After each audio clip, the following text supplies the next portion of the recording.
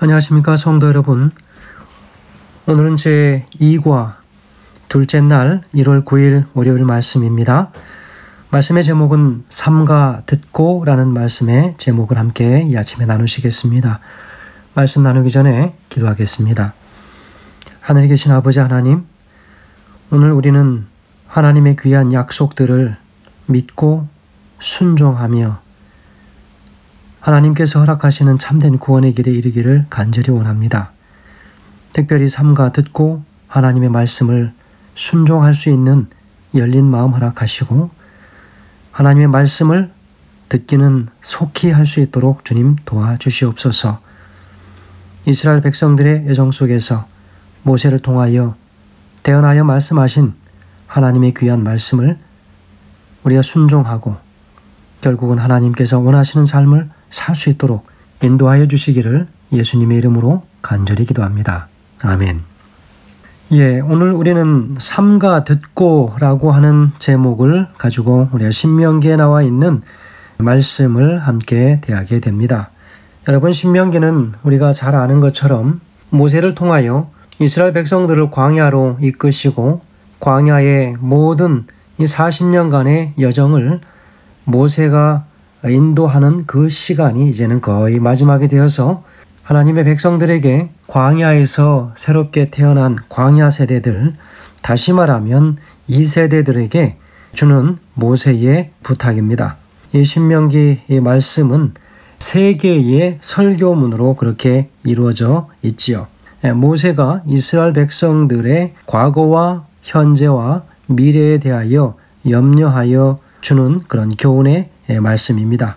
특별히 이스라엘 백성들에게 하나님의 말씀, 여호와 말씀에 순종하기를 간청하는 그런 부탁의 말씀이죠. 특별히 신명기의 말씀은 여리고라든지 요단 동편 그리고 모압 평지 등지에서 이루어진 그 여러 사건들을 다루고 있다고 하는 것을 오늘 우리가 기억해야 할 것입니다. 오늘 우리가 본문의 말씀 들어가기 전에 개략적인 신명기의 말씀을 좀 이해하면 좋겠습니다. 여러분, 신명기는 광야 세대를 위한 모세의 유언이고 설교입니다. 표제의 말씀에는 그 말씀들이라고 하는 바로 하테바림이라고 하는 히브리 언어로 표시되어져 있습니다. 그래서 그 말씀들에 순종할 것에 관하여 강조하고 있는 것이지요. 신명기는 율법의 5번째 책이다 라고도 이야기하죠. 다시 말하면 모세오경의 완결편이라고 할 수 있겠습니다. 그래서 유대인들은 바로 이 율법의 반복이다 라고 할 만큼 신명기의 말씀을 그렇게 귀하게 그들이 여기지요. 그래서 70인역에서는 두 번째 율법이다 라고 그렇게 이야기를 하고 있습니다. 우리가 잘 아시는 대로 신명기는 기억의 책이라고도 불리기도 하지 않습니까? 하나님의 말씀을 듣고 그에게 순종하도록 하게 하는 것입니다. 그래서 하나님의 복을 누릴 수 있는 이스라엘 백성들이 되도록 모세가 그렇게 격려하고 있습니다. 모세는 그리스도의 모형이라고도 하지 않습니까? 바로 그리스도처럼 선지자적 그리고 제사장적 그리고 왕으로서의 이 세 가지의 임무, 왕은 실제로는 왕이 아니었지만 이스라엘의 통치자로서 그 한때 40년간의 세월을 보내게 되지 않습니까? 그래서 이 세 가지의 직책을 수행한 것을 보면 예수 그리스도와 동일한 점이 있다고 하는 것, 그래서 모세는 그리스도의 모형으로 불려지기도 합니다. 이 신명기의 핵심 단어들을 살펴보면 참 많이 반복되는 단어들이 있는데요.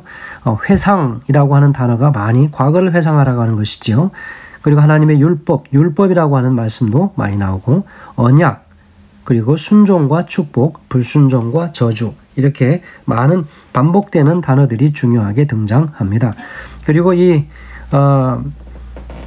신명기의 주제는 하나님의 언약에 충실하게 순종함으로 하나님의 축복을 누리며 살도록 하라고 하는 모세의 당부입니다.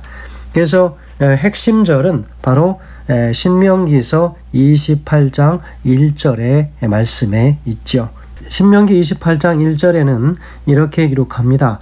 내가 내 하나님 여호와의 말씀을 삼가 듣고 내가 오늘날 내게 명하는 그 모든 명령을 지켜 행하면 내 하나님 여호와께서 너를 세계 모든 민족 위에 뛰어나게 하실 것이다 라고 기록하고 있습니다. 신명기는 40년간 광야에서 방황하던, 다시 말하면 이스라엘 백성들의 이 광야에서 태어난 광야 세대들이죠. 이 세대들에게 전하는 모세의 유언 같은 말씀입니다. 그래서 이 모세를 과거에 관한 여러 가지 일들을 이야기했으므로 기억의 책이다 라고 앞서 말씀드린 것처럼 그렇게 이야기를 하고 있습니다.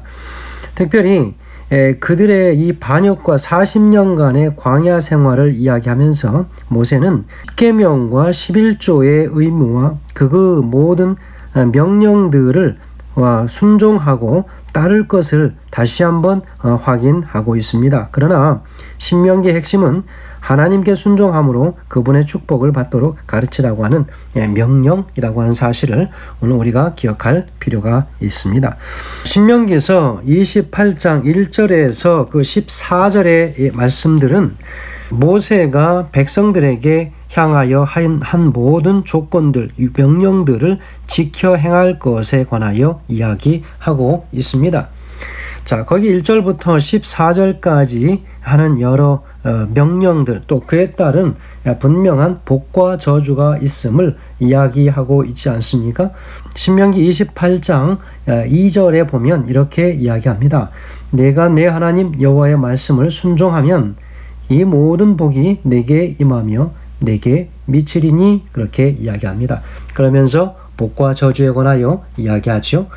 6절에 보면 내가 들어와도 복을 받고 나가도 복을 받을 것이니라. 어떻게 하면요? 말씀에 순종하여 여호와의 율법대로 지키며 잘 산다면 그렇게 될 것이다. 여러분 28장 9절에 보시면 내가 내 하나님 여호와의 명령을 지켜 그 길로 행하면 여호와께서 내게 명하신 대로 너를 세워 자기의 성민이 되게 하시리니 라고 이야기하고 있습니다. 1절부터 14절까지의 말씀은 분명히 축복에 관한 이야기입니다. 그런데 이 말씀을 좀 더 정확하게 우리가 살펴본다면 1절부터 6절까지는 개인의 삶을 축복하는 것에 관하여 나와 있습니다. 그리고 7절부터 14절까지는 이스라엘 민족에 관한 이야기지요. 여기 보시면 28장 1절에도 보면 내 하나님 여호와의 말씀을 삼가 듣고 내가 오늘날 내게 명하는 이 모든 명령을 지켜 행하면 내 하나님 여호와께서 너를 세계 모든 민족 위에 뛰어나게 하실 것이다. 누구를요? 너를. 내가 내 하나님 여호와의 말씀을 순종하면 이 모든 복이 내게 임할 것이다. 그리고 성읍에서도 복을 받고 들어가도 나 복을 받게 하겠다. 내 몸의 소생과 내 토지의 소산과 내 짐승의 새끼와 우양의 새끼와 복을 받을 것이다. 내 광주리와 떡반죽 그릇이 복을 받을 것이다. 그렇게 이야기합니다. 그래서 이 모든 6절까지의 그 이야기들은 다 명령은 특별히 한 개인에 국한된 그런 축복의 조건들이 나와 있지요. 자, 7절부터는요. 보시면 내 대적이 일어나 너를 치려 하면 여호와께서 그들을 내 앞에서 패하게 하리니 그들이 한 길로 너를 치러 들어왔으나 내 앞에서는 7길로 도망하리라. 여호와께서 명하사 내 창과 내 하나님의 손으로 하는 모든 일에 복을 내리시고 내 하나님 여호와께서 내게 주시는 땅에서 내게 복을 주실 것이다. 내가 내 하나님 여호와의 명령을 지켜 그 길로 행하면 여호와께서 내게 명하신 대로 너를 세워 자기의 성민이 되게 하시리니 백성들이 되게 하겠다. 이렇게 이야기하고 있습니다. 그래서 세계 만민이 너를 보고 두려워하리라 또 이야기하고, 그리고 내 열조에게 맹세하신 대로 땅에서 내게 복을 주사 내 몸의 소생과 육축의 새끼와 토지의 소산으로 많게 하겠다. 그리고 12절, 13절, 14절 계속해서 그렇게 이야기하고 있습니다. 자, 그래서 신명기 28장 1절에서 14절까지에 보면 하나님께서 복과 저주에 관한 분명한 말씀을 주시는데 특별히 한 개인과 그리고 그 집단적인 어떤 그 민족적인 복을 이야기하고 있다는 것이죠.